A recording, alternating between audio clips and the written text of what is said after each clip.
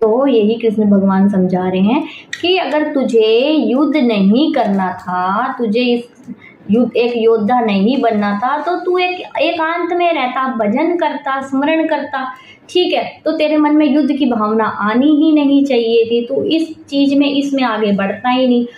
अब तू एक क्षत्रिय है, तेरे अंदर तूने युद्ध करना तेरा कर्तव्य है, तूने मतलब महारथी की उपाधि तूने धारण की हुई है, और जितने जितने बड़े बड़े भीष्म, द्रोणाचार्य, कृपाचार्य, शल्य, ये सब हैं, इनकी नजरों में तू एक सूरवीर है और मतलब एक महान योद्धा है। और तूने इतने युद्ध लड़े हैं जिसमें गंधर्व हो गए, दैत्य हो गए, देवता हो गए, उन सब पे तूने विजय प्राप्त करी है। इतना कुछ तू अपना ये जो है लेके चला आ रहा है, और तू ही इस युद्ध को लेके आगे बढ़ा है। अगर तू इस युद्ध में आगे नहीं बढ़ता है तो तेरी छवि खराब होगी, और जो ये है ये युद्ध से निवृत्त तू होगा तो तेरे को क्या बोलेंगे, तू तुच्छ है, ठीक है, और तू लोगों की नजर में गिर जाएगा।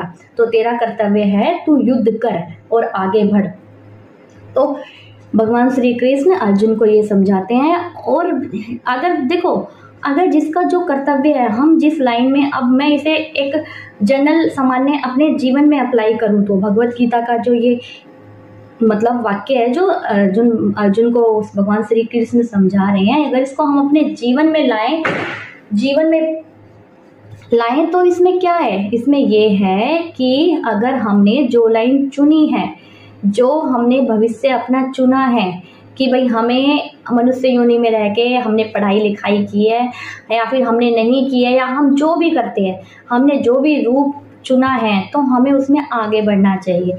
तो जिसका जो कर्तव्य है वो उसे करना चाहिए, फिर चाहे कोई भी हो, कोई भी, मैंने आपको पिछले श्लोक में उदाहरण दिया था, कोई भी हो, हमारा जो प्रोफेशन होता है उसमें हमें आगे बढ़ना चाहिए, वो हमें अपना धर्म निभाना चाहिए। जैसे एक टीचर होता है, टीचर का प्रथम धर्म है कि वो बच्चों को शिक्षा दे, उसका शिक्षा देना सबसे प्रथम धर्म है। डॉक्टर का अपने पेशेंट का इलाज करना धर्म है, ठीक है। दुकानदार का अपने ग्राहकों को अच्छी चीज़ें देना बिना घपला करे, वो धर्म है, ठीक है। तो कोई भी है, मतलब एक देश का राजा है तो उसकी प्रजा की रक्षा करना उसका धर्म है। तो जिसका जो धर्म बनता है उसको वो धर्म का पालन करना चाहिए, और कोई भी मतलब विपरीत परिस्थिति आ जाए तो उसे पीछे नहीं हटना चाहिए अपने धर्म से। उसका कर्तव्य है जो सबके लिए न्याय और सही हो, उसे लेके आगे बढ़ना चाहिए। तो इसमें यही समझाया गया था। इस श्लोक को हम यहीं विराम देते हैं।